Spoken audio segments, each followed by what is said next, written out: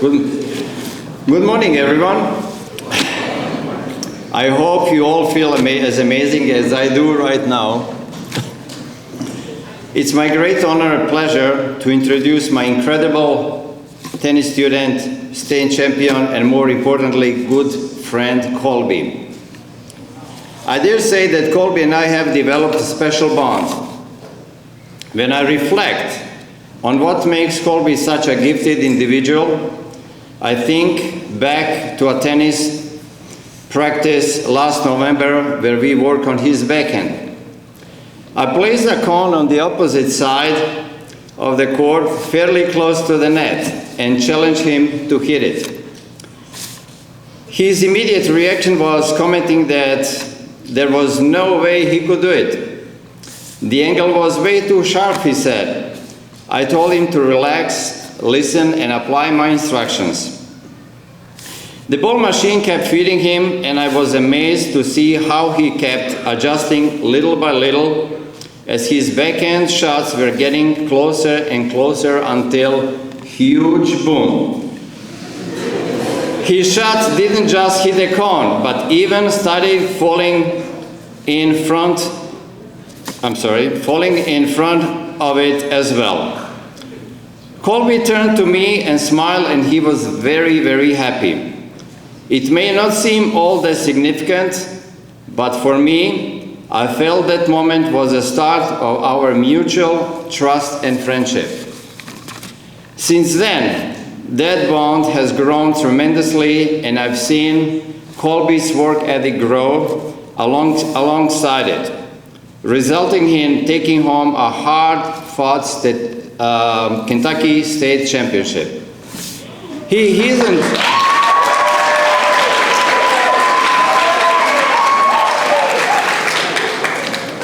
isn't just a well-mannered and talented young man. He's someone that cares a lot about the people around him. His future is so incredibly bright, and I can't wait to witness where his character and passion takes him in life. That's why I'm so proud to introduce to you all one and only Colby Berson.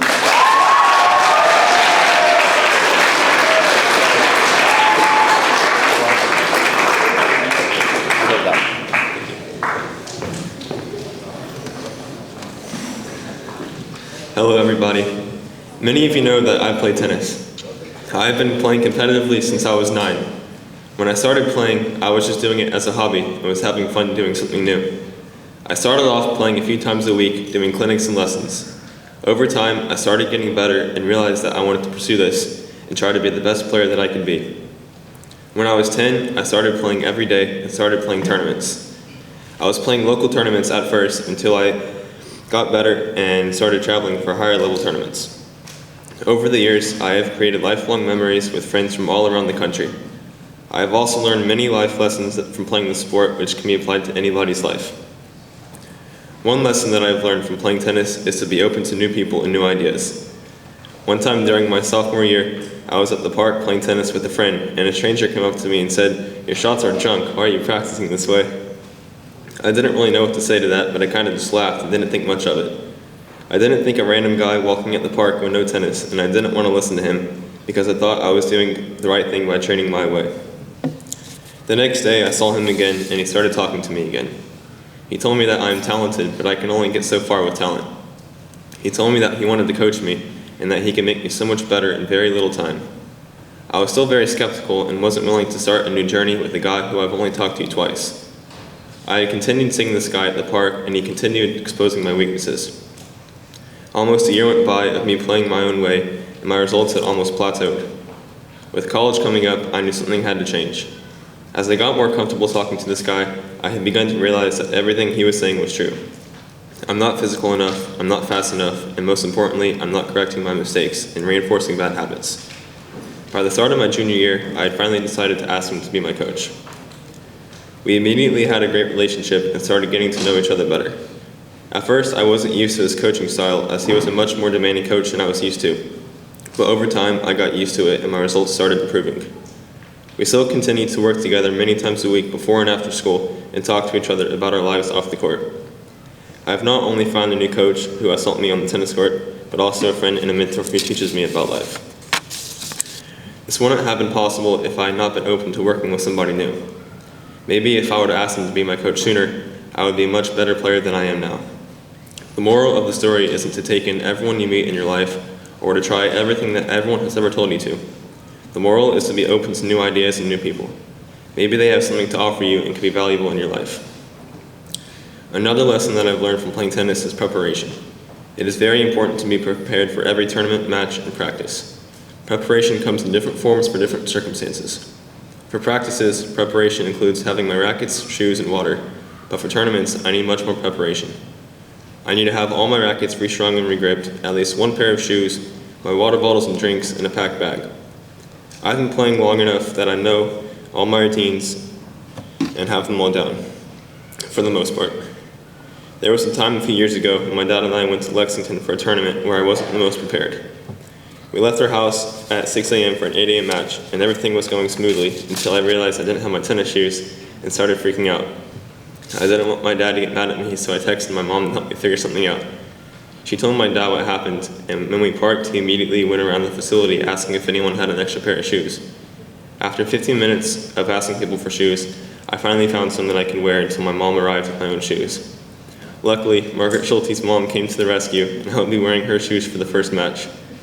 I ended up winning this match, although it wasn't the prettiest.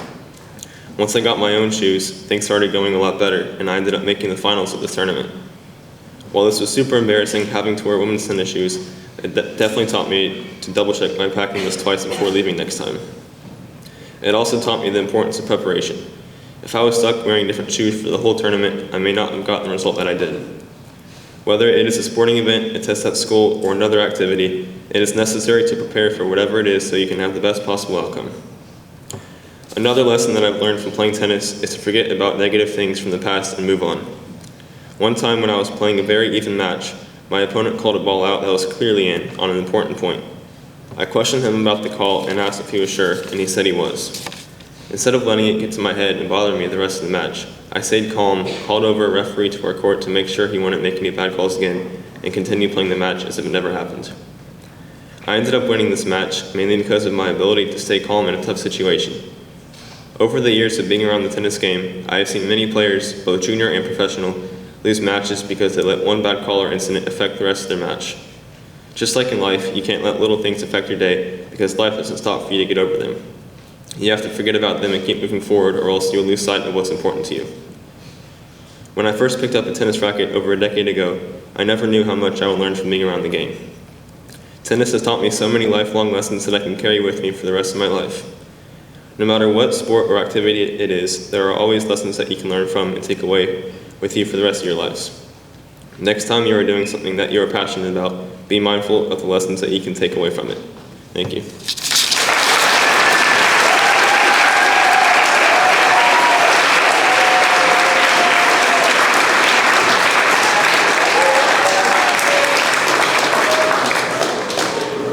Our second speaker today is Gabby Hartlage. Gabby will be introduced by Dr. Link.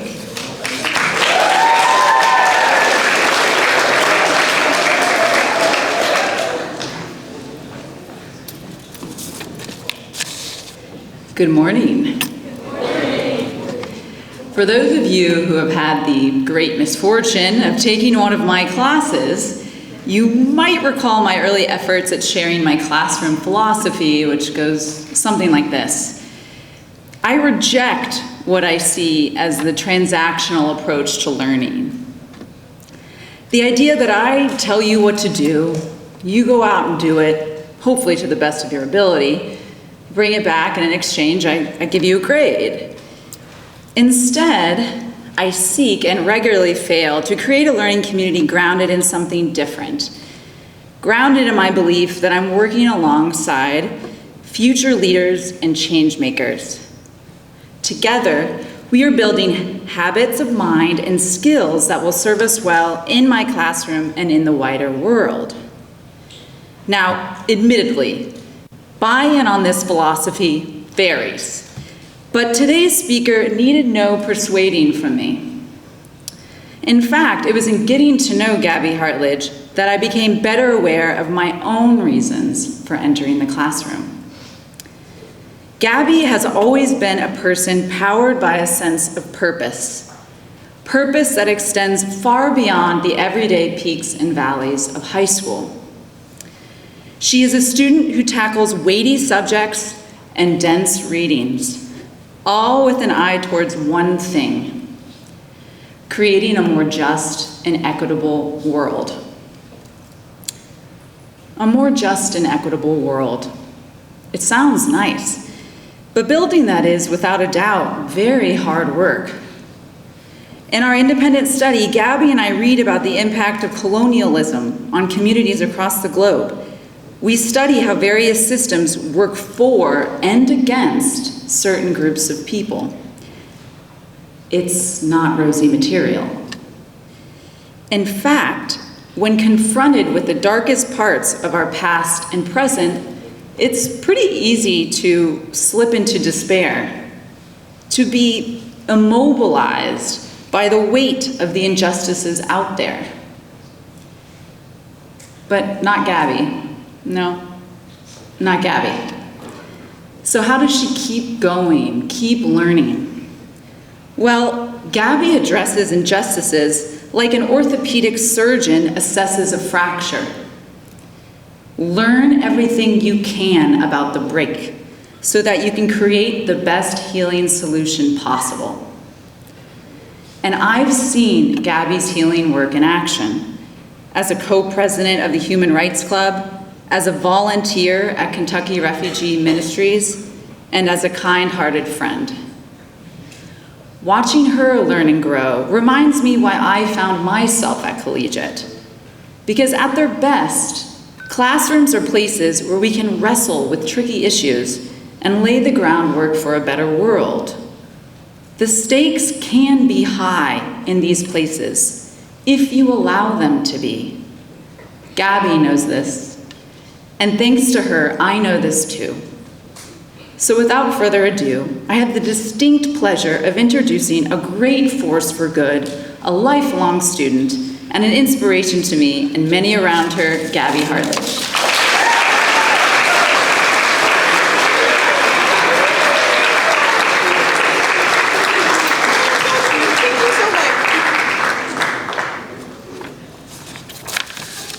Hi guys. So, how many times have you stayed up at night thinking about some stupid thing you've said?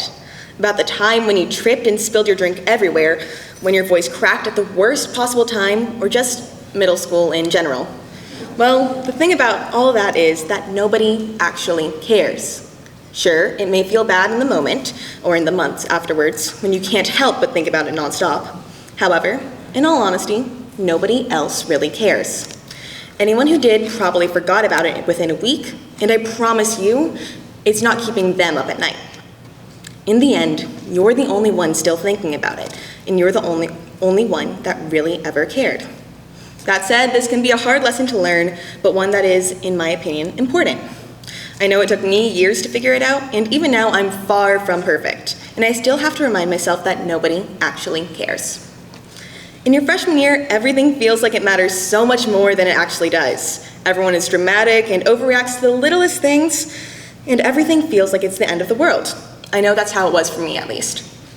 Whenever I had a small argument or disagreement with a friend, it was always taken way out of proportion, and suddenly this small disagreement became the end-all be-all when it really didn't have to be.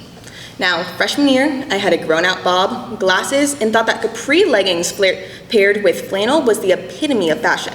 In other words, I was a mess. Pair that with just being generally insecure, I genuinely thought every little thing would be the death of me. One time where I just completely overreacted was in Algebra 2, where we were assigned the Creative Math Project, or CMP, where we had to make a fun video about a math concept we were learning. That year, Ms. Crawford specified that we had to have some sort of musical element in our videos. My friends and I had the brilliant idea to make a K-pop music video about finding the roots of a quadratic equation. And that went just as well as you'd expect. Our group was the only one to turn the project in late, and our music video was pretty much just Tanya Amini drumming for 5 minutes, interspersed with weird clips from other members doing random things. What made it worse, though, was that I was pretty much the only one in my group who actually sang. I was told everyone was going to sing, and they refused. We had to play that video in front of the entire class, and I just closed my eyes and ears and waited for it to be over. In that moment, I thought everyone was judging me and my group insanely hard, and I thought, this was it. This will be the end of me. Obviously, it wasn't, and it really just wasn't that big of a deal in the first place. In fact, I don't think anyone from that class actually cared about any of the videos, much less ours specifically. Yes, ours was pretty bad and pretty embarrassing, but no one else really remembers aside from me and maybe some of my group mates. We all continued with our lives and it was whatever. Embarrassing, sure, but it didn't really matter, and now it's just something funny to look back on. Now, in my sophomore year, a group of me and my friends decided to compete in the Spectrum News Challenge. It was basically a trivia game for high schoolers across the country, and of course, it was filmed and put on TV. You got $100 just for competing and $500 each if you won. So my friends and I naturally took it very seriously. Throughout the entire game, my team was in the lead. We didn't miss any questions, and we really thought that we were going to win. However, the fun thing about this game show was that the final question was worth more than all of the other points combined. You could theoretically get no questions right, but if you got the bonus, you'd still win. And you can probably see where this is going. That last question was, what was the first national park? We actually Googled the answer to that question the night before, and I was so confident in our answer. In fact, while discussing our answer, I said, we know this. I think we've won. The answer we decided on was Yosemite. The other team said the correct answer, which was Yellowstone. Fun fact, me saying I think we've won seconds before finding out that we very much had lost made it into the final cut of the episode. We each lost $500 that day, and I am still salty about it. In fact, I refuse to sit down and watch that episode, although I've been forced to watch snippets by friends. My friends and I actually kind of hid it from people, until now, I guess. But I was so embarrassed that day. But now it's just another funny story. Okay, so the last story I'm going to share is actually kind of a big deal, and it did actually have consequences. So some of you probably know that I am the coxswain of the school's rowing team. The coxswain is the one on the team who steers the boat and tells all the rowers what to do, like coaching, race strategy, and I'm also in charge of the safety. I've been a coxswain for years and I really like it. However, last year I had one massive failure as a coxswain. I broke a boat at a scrimmage where everyone was watching me. That's like the #1 thing I am not supposed to do as a coxswain. I'll add here that these boats are very, very, very expensive. I obviously broke down in tears immediately after realizing what I'd done. I was terrified that I'd never be allowed to cox again. However, that didn't happen. My coaches and some of the adult coxswains there that day reminded me that everyone makes mistakes, and every coxswain has at least one crash or has done something wrong. We moved forward. Breaking that boat absolutely kept me up at night, and honestly, sometimes it still does. But I moved forward nonetheless, and I am still the coxswain, and I still have the respect of my teammates. Even in an embarrassing situation that is actually serious, you can still move forward, as long as you're proactive in making up for it. One mistake or embarrassing moment doesn't define your entire existence. 9 times out of 10, you can make up for it and do better next time. If I can come back from breaking a super expensive boat, I promise that you can come back from that one awkward conversation you had 2 weeks ago. So, in the end, here's my reminder. Nobody actually cares. Do what makes you happy, figure yourself out, and have fun. Know that it'll all be over in 4 years anyways, and you won't have to see these people again if you don't want to. Just make some good memories in this period of your life where nothing really matters, and keep moving forward. If it seems like the end of the world, it probably isn't, and people care a lot less than you think. Thank you.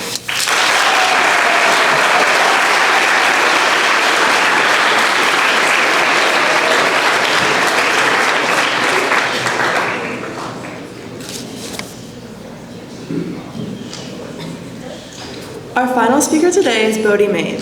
Bode will be introduced by his mother, Amanda Main.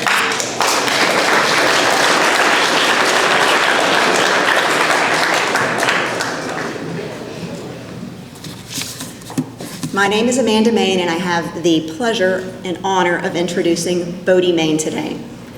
The best part about being Bode's mom has been watching him grow and develop into the young man that he is today and that he is continuing to evolve into. He is kind, charming, funny, and smart, although he is a little bit obsessed with his hair and his fits. As a parent, it is common to look at your child and to try to figure out which parent he might favor. Does he have my hair or his dad's eyes? And I think many of you here probably know who his dad is. It's Mr. Maine, sitting on the front row. It's easy to say that Bode favors his appearance. But looks aside, Bode is truly his own person, and there isn't a day that goes by that I am not in awe of him, and I cannot wait to see what he's going to do with his life. Without further ado, I give you Bode Maine.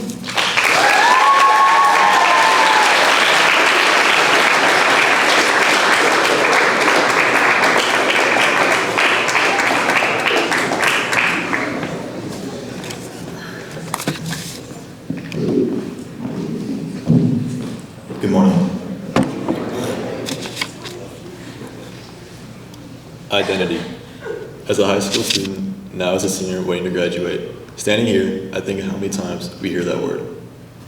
In this formative period of our lives, as young people, we are all trying to carve out an identity for ourselves. I feel that identity has always been something a bit more complicated for me, because I've always been one of the mains at Collegiate. If you've been at Collegiate for a while, then this name might sound familiar to you. To give context to those unfamiliar with what I'm talking about, there are three mains at Collegiate: my father, my brother, and lastly, me. If you don't know what it's like to be part of a family dynamic of being one of three, then let me fill you in. Since I could walk, I've always felt that me and my brother were attached at the hip. And not only that, the presence of our father seemed to fill our shared sky. My brother and father being close to me for so much of our shared lives, it felt like whatever was mine was also theirs, whether that be friends or school. For my first day at Collegiate, I was greeted not just as myself, but as one of the main boys. Because of this, others' perceptions of who I am began to shape my view of who I must be. Everybody seemed to have something that set them apart. My father, for example, was a sporty kid during his younger years, and he crafted his identity around his love of soccer. Unfortunately, my dormant athletic genes haven't kicked in yet. That's my only athletic claim to fame. Has been my goal against Iroquois the 1 year I played JV soccer. Shout out to the goalie that headed the ball into his goal, but that goal is still mine. Other people like my brother are academic weapons, having much better grades than me, and thrive in the world of academia. Needless to say, I'm not the most academically inclined person, and I'm not, as you may know, smart in the conventional sense of the word. But as a main, I've always felt pressure to be athletic or intelligent or face assumptions that I should be. But now, as I near the end of my high school career, I can't help but wonder, who am I? I haven't really excelled in anything in my life, so I've always felt that it's easy to simply be what others want me to be. It's easy sometimes to feel like your identity is crafted by others, assembled by their assumptions, expectations, and comparisons.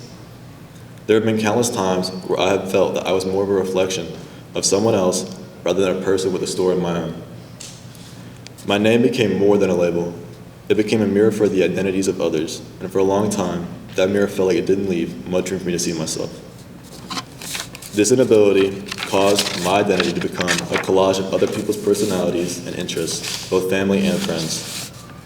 Being like-minded or having the same interests and passions as those around you is not a bad thing, but it's important to be aware that just because someone else does or is good at something, it doesn't mean that you have to excel at that as well. During my junior year, as I began to face the reality of leaving high school, in the not-so-distant future, I started questioning who I was and wondering what I wanted to do in life. I started to realize that how people perceive us, whether by our stories or last names, is only one part of who we are. I'm not saying that family and the stories surrounding us are unimportant, but they're not the whole picture of who we are. Identity is something we create, but it's also something we have to defend. We are not just a culmination of others' perceptions, but our own voice, experiences, and thoughts. While still appreciating my extended family here, I began to form a friend group outside of Collegiate, socializing with others who know me as Bode and not one of the mains. I started taking my responsibilities for my actions, trying to better apply myself as a student for my own growth, rather than because I felt that I had to. I began to work odd jobs for the family of a friend, and I've also tried to become more conscious of being a good and reliable person. I can't say that I have it all figured out, but I'm more comfortable making decisions that are true to me. I do feel that I'm better at acting authentically and becoming more comfortable with who I am. Many people struggle with identity and cannot carve out their own space. This is something we all go through in some way. Others' expectations can often shape our self-perception, whether it's being the son, daughter, sibling, and student that people think they already know. Conformity in high school and the world is intrinsic to the human experience. Unfortunately, for many people, that conformity robs them of the possibility of unlocking their true self. But in those moments, whether by an action we take or something we say, we can choose to live within those boundaries or push beyond them. Exploring my interests and making new friends has taught me that identity is more than what others see or think. It is also what you do, what you say, and how you choose to show up in the world. While I can't say I'm fully clear on who I am, I can understand that my journey has been about finding that balance between how others define me and how I define myself. During this time, when everyone is trying to find themselves and fit in, it is essential to realize that as we each step into the next chapters of our lives, our identities constantly evolve, and we hold the power to define them. Beyond the names we are given or the perceptions people hold, thank you.